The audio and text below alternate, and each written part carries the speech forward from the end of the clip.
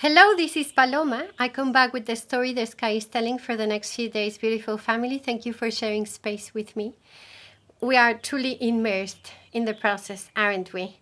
It's quite like amazing the synchronicity and of the events that the sky is orchestrating for us. We are already in Aries season. It will gain momentum, especially in April, I would say, in a more clear, more action-oriented energy. But surely you already feel this sort of fiery energy starting up inside of us. There is a calling to renew our purpose as incarnated souls on earth, and the desire to actually put this into motion. Maybe I should start with that. Yes, totally. Listen to that voice. It's a clear voice. But the moment for a more determined and clear action will be a little ahead. The sky will get lit up little by little, and so will we. We have crossed the equinox, the 0 degree of Aries, which is this place that incisively the sky is calling our attention to. It's a place of birth and creation. We just had the Venus star point at the 2nd degree of Aries as well, speaking to a new cycle, a seed cycle of Venus here, that in the smaller spiral will open 9 months of her as a morning star, calling us or awakening us into a warrior, mystical warriors of love, I would say. And at the same time, this is opening the space with the eclipses and with the eclipse in Aries, which I'll speak to in a moment, and the stepping of Neptune into Aries as well. I'm really speaking to a time of a new adventure and a new, very palpable spiritual era, I would say. So yes, Venus is still there in the heart of the of our sun, of the light, being inseminated. Can I say that? I hope so. By the new sacred causes that will lead our desire and are updating our way of relating and what we give value to, our consciousness and awareness of love. She will rise in the morning sky when she goes back into Pisces. So I would say there is a fusion right now between Aries and Pisces, which also shows the big transition that we are in all through 2025 through Aries. So through Venus. So it's like this integration of alpha, omega, fire and water, masculine, feminine, action, receptivity, like really speaking of the potential of a new understanding of this archetype of the warrior in service to life and love, that can call in the ferocity to protect and to serve, as well as maintaining deep attunement to the compassion and the unity consciousness. So this week, the big events, it's, yes, the eclipse, partial solar eclipse in Aries, and also Neptune entering Aries for the first time in a very, very long time. But before, as you probably have noticed, Venus and Mercury are working together, so whatever she does, then he repeats. So on Monday, 24th, Mercury is actually joining the Sun and having the middle point of his retrograde motion. It's called Cassimi of Mercurio. And this is at the 4th degree of Aries, so it's also a seed moment in Aries, speaking in a dialogue with Pluto. So I would say it is a seed of new narratives, new visions, new dialogues, new ideas, of course, in Aries. And it is a very pioneer and brave energy. I would say, for example, if you have this great idea right now, I would say the moment to actually announce this to the world will be a little later, but I would invite you this week to notice the conversations and the insights, and maybe download these ideas, write them down, have spaces of visualization, meditation, because I think there's a lot of downloads throughout the week. On the 27th, Venus retrograde will go back into Pisces, and she's gonna cross paths there with Neptune. Neptune is actually the higher octave of Venus. So it is a week and still a moment of amazing creativity, inspiration, the deepening of the experience of love, of reconciliation, of forgiveness. And there's also this, we are dissolving and really letting go of something so we can gift ourselves and gift the world this new beginning. We still have this very big stellium in Pisces, which is, amongst other things, I think, inviting us to forgive and accept and just make peace with everything that has been as it has been, so we can integrate the wisdom of the cycles and just culminate with grace, with gratitude, with beauty, reminding us of this spiritual dimension of existence without it meaning without the dissociation of it. On the contrary, as life itself, maybe like merging worlds, dissolving worlds, recreating worlds through this renewed sense of the I am that I am. A dignified sense of self that will inhabit and express its natural frequency in service to the totality that we serve, that we are. Okay, so the eclipse. 29th of March at the 9th degree of Aries. This is the first fire, the divine spark, the ignition of the journey. And this is actually the last eclipse of the series of eclipses we had in Aries Libra since 2023. Honestly, I think of these past 2 years as a very big preparation, so we could assume the energy and truly anchor this energy that will be installed in Earth with no return in 2026. So this is a new moon, so it's also a seed moment. It's about beginnings. Like every eclipse or lunation, it will open a period of 6 months for us to elaborate in this sacred intent, aligning our intent, our will with divine will, and to like try and give it a few words. I think the intent for this eclipse is that you truly become who you are, for you to be who you are. And maybe that's a question there. Then, who are you?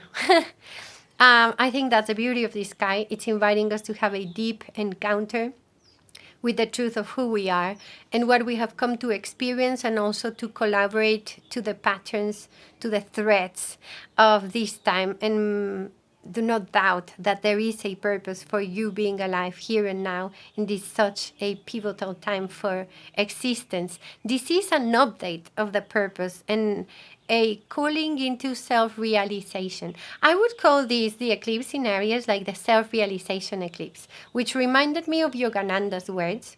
He has the self-realization fellowship, so I was looking into his words again.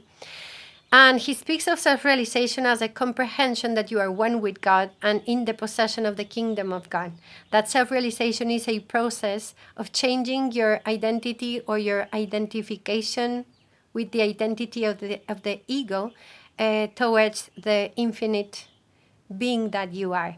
Or the knowing, the deep knowing in soul, body, and mind, that we are one with the omnipresence of God, that we do not really have to ask for Him to come to us, that this omnipresence of God is our omnipresence. We are part of Him as we have always been and as we will continue to be. All we have to do is better, like the betterment of our knowingness, of our awareness, of our consciousness of who we are. So, I think this eclipse is also a very big integration of a healing journey we've been in, because Chiron has been in Aries since 2018, and he was part of the eclipses of the last couple years. This is the pain of being who we are. This is a very existential wound, the wound of the I am. And we've been sort of like retrieving and completing fragments of ourselves so we can become fully integrated into this new stage of our lives, this chapter of ourselves and also of humanity and planet Earth.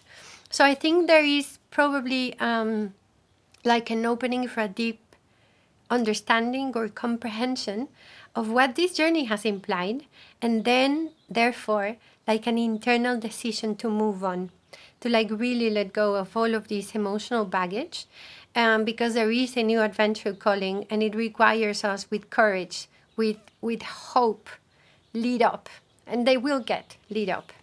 So the ruler is Mars, who is still in Cancer.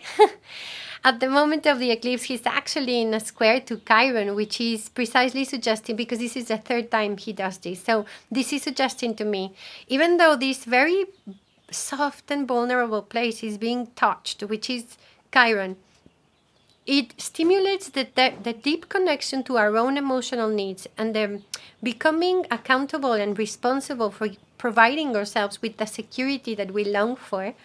and the maturing of our capacity to respond, so we can truly heal this masculine impulse and act with integrity, and also in connection to the realms of intuition. He's in Cancer, and with determination and commitment. The beautiful thing is Mars is also part of this configuration with Saturn and Urano, and they are speaking themselves, Saturn and Urano, which I think is beautiful because it gives this seed of new beginnings. It transcends the need of immediate gratification that we could find in Aries because it's implying Saturn. So it gives us patience, resilience, the potentiality of consolidation through time. And with Urano, it's very visionary, new, flexible. It allows to open new paths. Without mentioning that Pluto is still there, sort of in aspect, no? So there is like a, this is truly a new frequency of you, new timelines opening up, a new sense and expression of yourself, dawning into a new reality in which you are being called to constructively participate, to weave the new dream for the cosmic human. Yeah. But we do have Mercury and Venus retrograde at the moment. So, yes, Mercury is actually at the 0 degree of Aries at the moment of the eclipse. So again, an indicator of creation, conjoining Neptune at the end of Pisces, like giving this magic and mystery to the narrative and the perspective of the mind. Therefore, the word, I think there's such power in the frequency of our voices right now, and we are retrieving this awareness that we create through sound, and that we create worlds through the vibration of our voices. And this is all happening in so many levels at the same time, physical levels as well, that I would say let's take the time, not jump into a precipitated action. It is with temperance, because it feels like there is this dawn, this new beginning that first happens in the intimacy of your communion with yourself. And the moment to radiate and announce this further is a little bit ahead. Venus, by the moment of the eclipse, is back in Pisces between Neptune and the North Node, like bringing, I would say, encounters and disencounters. I hope that word exists in English, like meetings and falling off of relationships and people predestined, so we can free ourselves and start entering the new contracts, soul contracts for creation. I would simply invite you to give yourself time to feel through all of this, to reflect about it, to allow it to get constellated inside of you, find its place inside of you, in this new awareness of who you are, and awakening to this lucid dream that is Neptune in Aries, entering Aries the next day. So I would say it's also a great time to just simply connect with gratitude for everything that has been, how it has been, and this opens big doors for all of these new input of energy and purpose to ignite our hearts. So if this year the only very big thing was that Neptune was entering Aries, it would still be a massive year of a new spiritual era. But we know it's not the only thing happening, and yet here it is. I mean, the sequence of events at the end of March, it's crazy. Like equinox in Aries, Venus star point in Aries, Mercury Cassimi in Aries, partial sun eclipse in Aries, and then all crowned by Neptune entering Aries for the first time in over 160 years. So yes, everything is changing. It is like we cannot not hear this call, and the call is actually you calling you into being who you are, getting rid of everything that has conditioned the natural expression of self, retrieving power and sovereignty, creative sovereignty, in service to a common good, and opening up yourself to a new spiritual era where the clarity comes from knowing how to direct your energy. So your way of thinking is changing. Your way, what you desire, what you value is changing. The way in which you act is changing because you are changing. It is you. It's your frequency dawning into this self-realization of your mission. There's a lot to say about Neptune in Aries, but in truth, I mean, we can look into history and also sort of like put together the archetypes of Neptune as a realm of spirit, mysticism, and also illusion, delusion. Aries as the energy of the warrior, the pioneer, the courage, and weave it together, no? But the truth is, we don't know. We've never experienced that. So I think we're going to discover this. And in a way, it speaks to becoming the essential seed of the incarnation of your soul, the whole package of all of this energy, and also the emergence of the realm of potentiality into the realm of reality. Because in May, Saturn will enter Aries as well. So what I actually do want to emphasize about Neptune in Aries, because I think we're going to talk a lot about this, is that it's an invitation to trust yourself.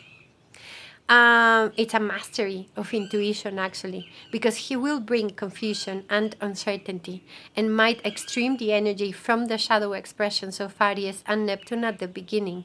And in order for us to move, to choose, we need to cultivate trust in our own voice, to sing our own song, to listen to the frequency, original frequency of our souls. Because there is a battle of frequencies going on that will distract us and will overwhelm us if we don't pay attention, and it is in silence. In the communion with self, that we will discern our place in the world and the direction we want to give to all of this energy, which is so much impulse. Okay, it's a very open energy, so it brings uncertainty, and it's as if the universe was telling you, yes, yes, this is the path to go. I mean, even with Mercury retrograde, Venus retrograde, Mars in detriment in Cancer, there is something internally moving you, telling you that there is like a path for you. Yes, the endings are happening. You cannot go back. Whatever was, but there is a new beginning with your name on it. And where it is, what shape it's going to take, perhaps there's a lot of questions still at the moment of this eclipse, but coming April, I think we will gain clarity and will truly, it's like when the day begins, like just allow the day to unfold, let it become lighter, and we will understand where this is leading. There is this very strong Piscean energy, which is speaking to a great chapter of our souls, a karmic chapter that we are getting rid of, I would say. And so it's going to take a little more time than what the Aries energy would usually want. But it is happening right on time, no? Divine timing. So I would just say, give yourself time to commune with this divine spark inside of you. That's where you'll find peace and moment by moment clarity of action. So, yeah, that's what I have, family, for this very epic moment. I was looking at my workshops, but yeah, well, I do remind you that the only thing I have bilingual right now is I'm going to do a retreat in Costa Rica that it's called We Are Stars, late August this year. So I will leave that information here in the description box. And yeah, blessings.